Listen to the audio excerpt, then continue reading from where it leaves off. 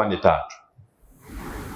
Ili tuseme kwamba hiki kitu kimekamilika kama upendo, vitu vitatu lazima viwepo vyote kwa pamoja. Sawa? Na kimoja kikimisi, hata ukijiassess utakapoingia kwenye mahusiano serious, utaona kabisa kuna namna vitu vinayumba kwenye uhusiano wako. Kitu cha kwanza kwenye pendo ni intimacy. Sawa? Intimacy kwa lugha rahisi kabisa. Lugha rahisi kabisa. Ukipata changamoto ya ghafla, ukipata kitu cha ghafla cha siri, mtu wa kwanza unayemwaza kwenye kichwa chako kumshirikisha huwa ni nani? Sawa? Kama haji yule, sasa hapo lazima ujiwekee question mark. Kupenda kuwa kwenye uhusiano wa pendo ni intimate relationship. Kama yule mwenza wako ni uko naye kwenye intimate relationship, it means yule ni intimate partner wako. Kwa lazima kuwe na intimacy kati yako wewe na yeye. Uweze kumshirikisha mambo yako ya ndani ambayo mwingine uweze kabisa kumshirikisha. Sasa jiulize, uko comfortable kumshirikisha huyo mpendo wako yale ambayo kweli ni ya ndani, ambayo wengine uweze kuwaambia? Upo comfortable? Kwa hiyo inawezekana mwanzoni wakati mnaanzisha pendo, wakati huo pendo limewaka, yani moto unawaka vizuri kabisa, mlikuwa upo very comfortable, kila kitu unamsimulia, lakini unashangaa baada ya siku kupita, mwaka kupita, unaanza kuwa simwambie, ngoja nimwambie mshikaji wangu, ndio bila nimwambie shoga yangu ili simshirikishe. Sasa intimacy ikianza kushuka, upendo pia unaanza kupunguza quality yake. Kwa hiyo ni mndani wangu, nimwambie chochote ambacho kinanisibu, aniambie chochote ambacho kinamsibu, awe msiri wangu na kadhalika. Hiyo ndio maana rahisi kabisa ya intimacy. Kitu cha pili ni passion. Passion nayo lugha rahisi sana ambayo tusi complicate. Passion ni hali ya kufurahiana, yani hali ya kujisikia raha ukiwa na mtu huyo. Umewahi kukumbuka kwenye mahusiano ya wakati tunakuwa, unakaa na mtu hata masaa 6-7 afu nahisi kama amekaa nusu saa? Hello? Jamani, sinauliza nyie, mshawahi experience hiyo? Kama unakaa na mtu masaa mengi sana hata mpaka jioni, lakini muda unafika anataka kuondoka rudi nyumbani akapike, unahisi kama mmekaa nusu saa, sio? Hata kwa sasa amekuja kutembelea hostel au mmetoka mmeenda kukaa sehemu fulani, mnapiga stories za maisha na kadhalika, muda umekwenda kwa spidi, afu unashangaa nataka kuondoka, afu nahisi kama mjakaa. Ile ndio passion. Unajisikiaje ukiwa naye? Sawa. Yeye ni safe place kwako. Ukijisikia maumivu moyoni, ukijisikia huzuni moyoni, ukijisikia unateseka katika nafsi yako, yeye ni sehemu salama kwako kukimbilia. Yeye ni safe place. Sawa, ukiwa naye unapata hisia gani? Unapata hisia za raha.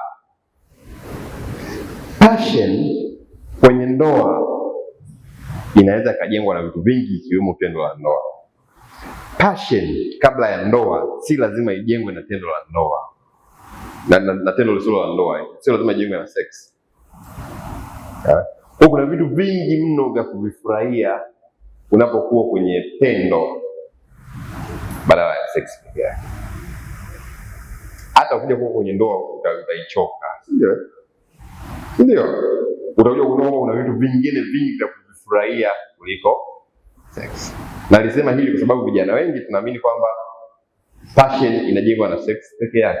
Kuna vitu vingi sana vya kuvifurahia katika masuala ya pendo kuliko masuala ya hayo ya kujamiana na kadhalika. Kwa hiyo physical attraction, proximity ya pamoja ya physical, kujisikia raha, kujisikia amani unapokuwa na yule mtu. Yaani hata kama umetembea na kushika una feel kabisa, yani stress free kabisa. Yaani umetoka zako huko umepata D huko, sawa?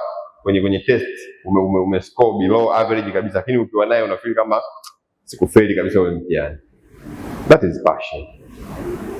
Sawa? Hello? Sasa unaweka gani kwamba unaojisikia hivyo na yeye anajisikia hivyo? Kwa hiyo kwenye pendo lazima mpatane. Sawa?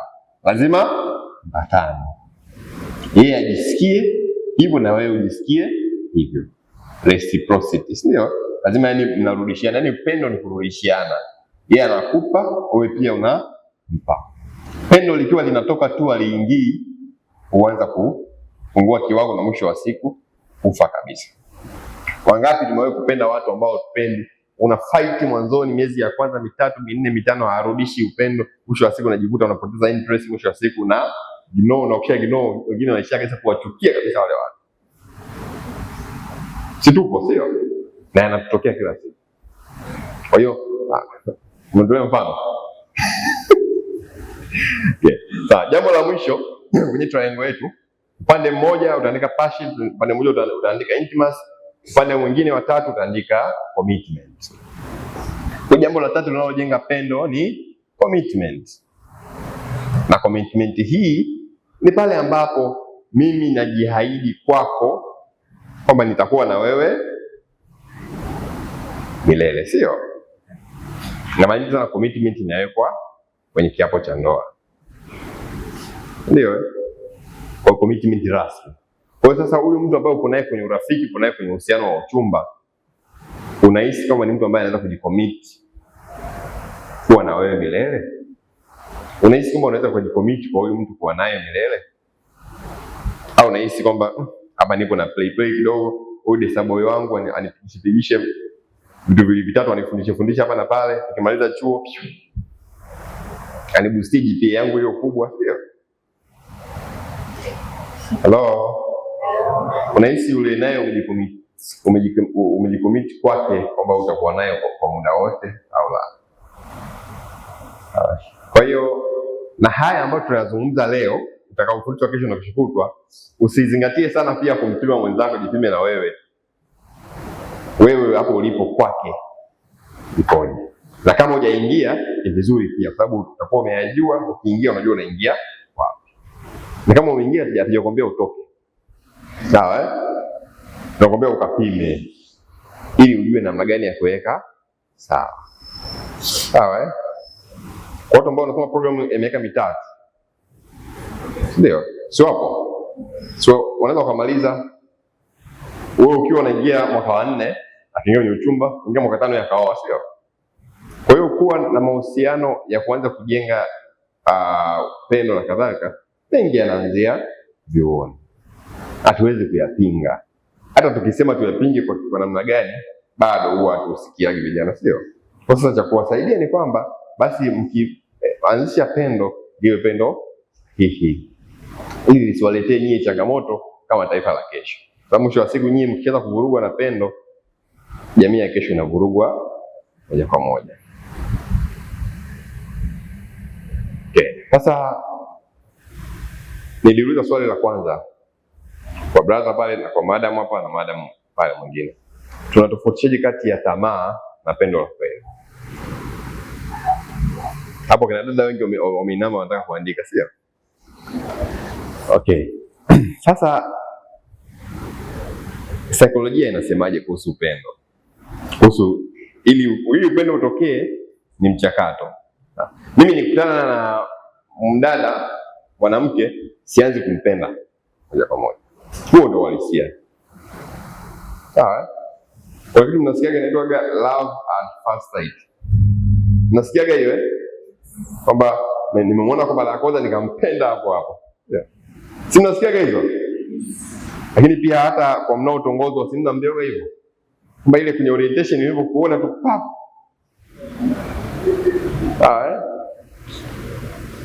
Sasa love at first sight, ushahidi unatuonyesha kwamba mara nyingi hii huwa haidumu.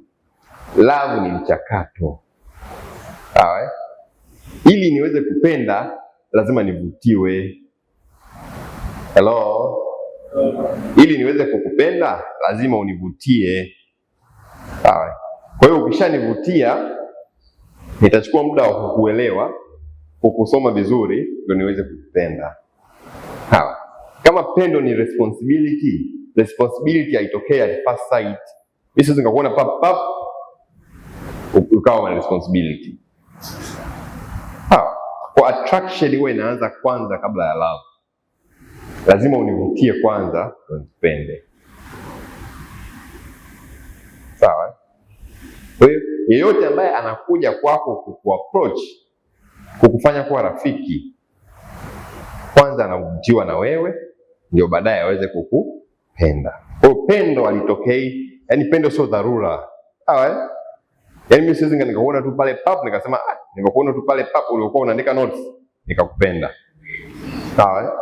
Hilo ni kitu ambacho hakiwezekani na ni uongo. Sasa kwa hiyo hii kutamani ni tofauti na attraction. Yaani kuvutiwa na kitu na kutamani kitu vitu tofauti. Hello? Kuwa na tamaa juu ya kitu na kuvutiwa na kitu tofauti. Kwa hiyo mimi navutiwaje na kitu na mimi natamani kitu. Mara nyingi matokeo ya tamaa ni negative zaidi. Nikitamani kitu mara nyingi sana, nikishakuwa natamani kitu mara nyingi kitanipeleka aidha kwenye dhambi, sawa, kitanipeleka kwenye kuumizana, sawa, kwenye breakup, kwenye maumivu ya moyo na kadhalika. Lakini kuvutiwa huja na heshima. Sawa? Wewe ukinivutia, hata ukiniuliza maswali kwamba bahati mbaya kwenye lugha kuna dada huwa wakituuliza sisi wanaume huwa hawatuulizi umevutiwa na nini, nasema umenipendea nini, sio? Kama tumepata fursa ya kuelewa jinsi ya kuuliza wanaume kwamba umevutiwa na nini kwangu, nadhani ningekuwa swali sahihi sana na ongeza kumpima mtu kweli huyu amevutiwa kweli au anani ngani. Sawa? Nimevutiwa na kitu fulani na fulani na fulani na fulani. Na wewe utapima kwamba je, kweli hiki kitu ambacho mimi nacho kweli kinavutia au akivutia au ananiseti, sawa? Kwa hiyo baada ya kuvutiwa na mtu, baada ya muda fulani ya kuelewa madhaifu yake na uwezo wake, ndipo ambapo nitampenda sasa, baada ya kujua A na B zake zipoje, mbivu na mbichi zake zipoje. Kwa upendo utengenezwa baada ya kujua madhaifu ya mtu yapoje. Ukianza kutengeneza upendo kabla hujajua madhaifu ya mtu yapoje, upendo huanguka. Sawa jamani? Sawa ndugu zangu? Sasa tamaa ipoje? Tamaa kwanza huja haraka. Sawa? Huja haraka. Ndio wale wa fall in love. Sawa? Nimefall juu yako, sio? Ili ushakuona kitu kifall kidondoka, huwa kinakuaje? Yavunjika, sio? Kitu kidondoka huwa kinavunjika, kinaharibu vitu. Sawa? Kama hapa nikidondosha hii mic itaharibika, sio? Kwa kuliangukia pendo ni kujitafutia maumivu. Huwa pendo haliangukiwi, pendo ni mchakato. Lakini pia tamaa huwa inajengeka kwenye excitement. Sawa? Ana umbo zuri, ana sauti nzuri, anafanya vitu fulani ambavyo vinapimika kwa macho, kwamba kitu ambacho kimekuexcite kwa wakati ule. Kama ni mwanamke, atamwona mwanaume atasema mimi bwana kitu fulani kilinivutia, labda alikuja na hiki, alikuja na kile. Mambo ni mengi sana, hata kusema tuyataje hapa tutajaza counter books. Sawa? Sawa jamani? Sasa upendo wa kweli huwa unakujaje? Kwanza kama nilivyosema, una grow gradually. Unajengeka taratibu. Lakini pia upo stable mara zote. Haui kama nini ile, kama curve ya maisha ya binadamu. Haipo chini juu. Upendo huo unakuwa stable, hauvurugiki. Hello, huo ndio upendo wa kweli. Vitu ambavyo wanaume vinatuathiri sisi wanaume huwa ni nini? Kitu gani? Au bana nasikia swali. Tuna milango mingapi ya fahamu? Mingapi? Mitano, sio? Mlango gani wa fahamu unamwathiri zaidi mwanaume? Macho, sio? Nachokiona. Kwa hiyo njia rahisi ya kupima vitu ambavyo anakuelezea huyu mwanamume ambaye amekufuata, hivi kwa sababu huyu amenitamani na jambo la ghafla, na pima anavyoniambia vina reflect kwenye macho alichokiona au la, sio? Hello. Kwa hiyo sasa wanaume lazima tujifunze kucontrol tunachokiona, hisia zetu juu tunayo yaona. Basi utajikuta Muhimbili hapa umeshatembea na kozi zote, Kila kozi umeacha chata, sio? Hello. Na wanawake masikio, sio unachokisikia. Na ndio maana madam hapa akasema time, sababu sisi wanaume tunachohitaji ni time. Kweli wala hamjakosea. Ukitupa time tutakupanga, sawa? Leo tutakupanga hivi, tutakupanga hivi, kesho tutakupanga. Yaani ni maneno tu yani. Taratibu tutakupanga kidogo. Mwisho wa siku utaelewa. Yaani tunahakikisha utaelewa. Kwa sababu mara nyingi sana mnatupima pia kwa uvumilivu wetu. Na sio tunavumilia. Sababu mwanaume anapokufuata akwambia nakupenda, utamwambia nipe muda wa kufikiri. Wanaume sisi hilo jibu tunatafsirije? Hello. Kwamba hapa asilisi nikijaribu kupambana kukazana naweza nikafua dafu, sio? Sasa kwa nini tusitafute namna nyingine ya kurespond kwa mtu ambaye tunaona kabisa hapa huyu sio mtu sahihi? Wala mimi sitawafundisha cha kujibu. Ni wewe kupima kwamba hichi ninachomjibu huyu mtu kina affect vipi. Kwani wangapi kati yenu wakina dada mmejikuta mkiingia kwenye mahusiano na watu ambao hatamtegemea mtakuwa nao? Si watu wengi wanawafuata ukumtegemea, inawezekana uko unamchukia, lakini mwisho wa siku baada ya miezi 6 unajikuta upo naye. Sawa. Wangapi wanasema wapenda wanaume wafupi lakini sasa hivi wapo nao?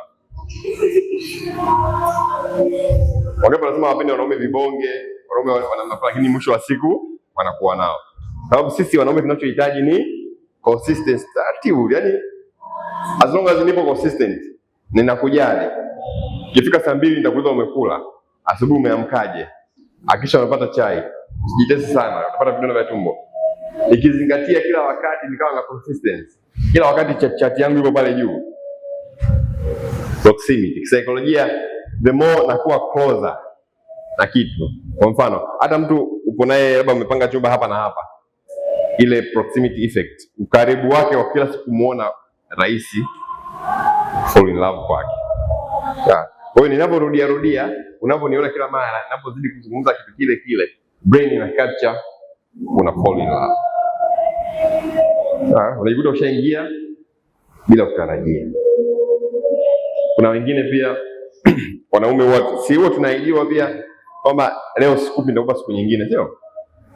Au tusifanye kwa sababu ni dhambi, sio? Tusubiri kwanza mpaka tuoane, ndio. Bado wanawake huwa muda huo wanakuwa wanajitambua na wanajua wanachotaka kwenye maisha. Lakini nini hutokea baada ya muda? Sisi tunatumia maneno, ndatia huruma, wengine mpaka wanalia, sio? Kama anateseka, anaumia, hivi na hivi, sio? Ndio mpo wenyewe chumbani, unajikuta sio kwa sababu ulitaka, kwa sababu tu unahisi kama anateseka, anaumia, unaamua kumpatia, sio? Kwani medicine inasema kwamba mwanaume kusimama muda mrefu anapata maumivu? Eti wataalamu? Hello. Mimi hata mkinimind sawa, ina shida. Eti kusimama muda mrefu anapata maumivu? Sasa kama pale maumivu, kwa nini huwa mnaonea huruma? Na sisi wote yaani mpaka machozi yanatoka yani. Yaani tunatumia kila namna. Yaani ukitoka siku hiyo unasema fresh, siku nyingine itaandaa mazingira, sio? Siku utakuja chumbani kwake utakuta ameandaa chocolate, ameandaa nini. Shangaa, jamaa mbona leo kama amekuwa yuko amebadilika mno. Kumbe kuna kitu ambacho na akikosa siku hiyo bado wakati tamaa. Ata try. Mpaka siku unakuja umeingia kwenye mtego, unahisi kama ulikubali, kumbe uliingia kwenye mtego wa mtu. Na bahati mbaya ukishaingia pale, ukishamaliza, guilt inazidi kukula kwa sababu ukudhamiria kuamua.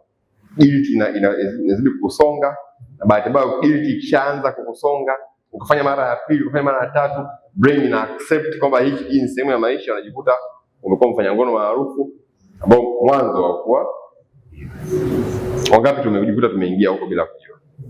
Sinyoshe mkono wewe. Sasa lengo la hili ambalo tunajifunza leo ni nini?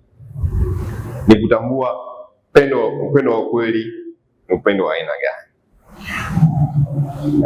Kama huyu mtu hawezi kunisubiria kwa wakati huu, hawezi kuvumilia kwa wakati huu, vipi baadaye ataweza kufikiria? Wanawake sio mnapata ujauzito, sio? Ndio.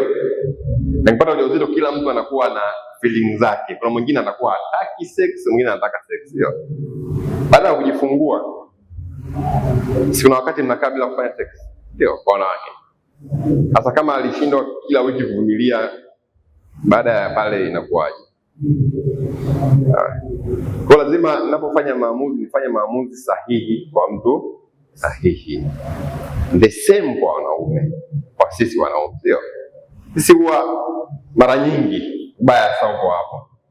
Ukinikubalia haraka kila mara, the more value inashuka. Unashangaa tu siku umeingia kwenye group unakuta link ya group la WhatsApp jamaa anaoa, sio?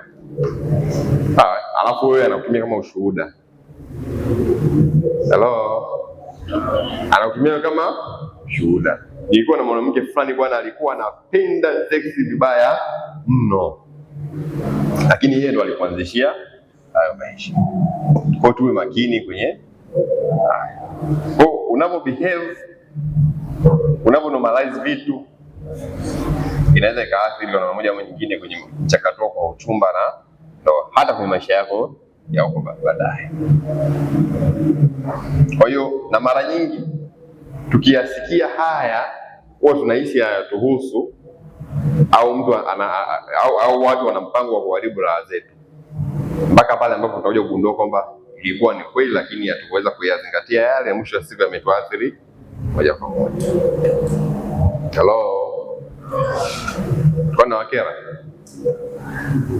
Kwani kuna watu ambao wao kwenye mchakato hapa ndani. Kwa hiyo inawezekana hata jana umetoka kupata guilty. Ndio. It's okay.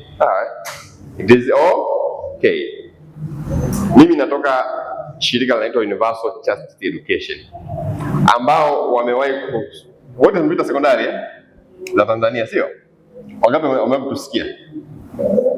Wangapi wametusikia UC huo sekondari? Tulikuwa tunatembea tukitoa semina shuleni, tunatoa kadi. Na ndikoga nikiamini kwamba pendo la kweli wanasubiri naweka hadi mbele ya Mungu, wazazi wangu, wadogo zangu vile. Hamna ambaye tushakupita shuleni kwake enzi hizo. Au umesahau? Okay, sawa. Kwa hiyo kikubwa ndugu zangu ni hicho. Sasa tunataka ngapi bado? Kamesha. Okay, sawa. Sasa nilitaka nigusie kitu kidogo hapo kwa sababu naambia muda umeisha na nilivyo vya ndani vingi. Sasa nilitaka nigusie issue ya stress kwenye romantic relationship. In case ambao watakuja mbele sio wataalamu afya ya akili angalau mlipate hili. Sawa. Sasa stress ni nini? Stress ni pale ambapo lilopo mbele yangu siwezi kuendana nalo, limenizidi uwezo, kirasilimali na kadhalika. Sawa? Pale ambapo hali yangu ya mbele ambayo iko mbele yangu siwezi kuimudu, imenizidi nguvu. Hasa kwenye mahusiano wewe inakuwaje? Inasababishwa na nini? Break up inapelekea stress, jealousy inapelekea stress, miscommunication, emotional dependence, social media pressure, premarital sex na kadhalika. Hivyo vyote vinapelekea stress kwenye relationship. Lakini pia baada ya kupata stress kwenye mahusiano, kwenye pendo la kila siku ambalo tunakuwa nalo, nini kinatokea? Wengi tuna develop anxiety, depression, low self-esteem, poor academic performance, ni pia emotional burnout, hasa kwa wanafunzi. Sawa? Sasa strategies ambazo tunaweza tukazifanya kama vijana ambao tunaingia kwenye mahusiano au kwenye mahusiano, kwanza ni health communication, mazungumzo yenye afya. Sawa? Ukipata wasaa siku nyingine, hata kama ikiwa ni online, viongozi najua muda ule hautoshi, hata siku ongeza kuandaa online, nitazimalizia hizi kwa interest ya vijana. Health communication ni muhimu. Emotional regulation techniques ambazo kama tutapata nafasi tutajifunza. Seeking support from trusted people, practicing our self-care and setting the expectation kwenye mahusiano, jambo la muhimu. Expectation kwa mahusiano zikiwa juu, wewe hati ya kuingia kwenye changamoto za afya ya akili pia zinakuwa juu. Expectations zikiwa ndogo, the same, unakuwa kwenye hali ndogo ya kuingia kwenye changamoto za afya ya akili na kadhalika. Sawa eh? Okay, tulikuwa tuna activity hapa na pale. Sasa vingine labda hivi nitavijibu wakati mnauliza maswali, maana vipo vitu vingi sana. Nitauliza maswali, lakini pia kama utapata nafasi ya kushare hizi slide pia nitashare na ninyi ili tuone jinsi gani ya kuweza kusaidia.